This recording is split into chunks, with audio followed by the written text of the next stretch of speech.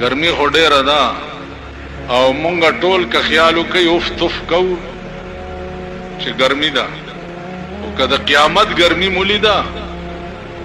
نو تاسو به دې ګرمۍ متعلق دا تصور وکړئ چې مونږ په جنت کې زمونږ یو استاد و هغه زمانہ کې خدا پکی مکی نه نو که چا طالب به ورته پکې والو نو نه به پرېښو چې ما ته پکې مو وایو دا خولې به پرې روانې وي او درس به کولو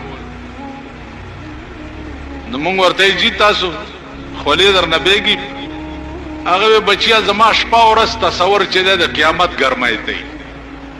نو دا ګرمي ما ته اډو محسوس کیږي نه نو دی وجنه عرض داو چې ګرمي دا خو لک په خبره ځان پویوي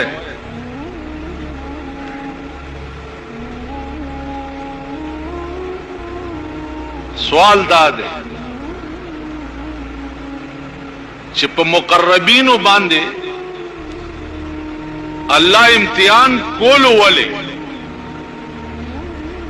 ځکه چې الله ته دا پته و چې دا مقرب چې دی دا به په دې امتحان کې کامیابیږي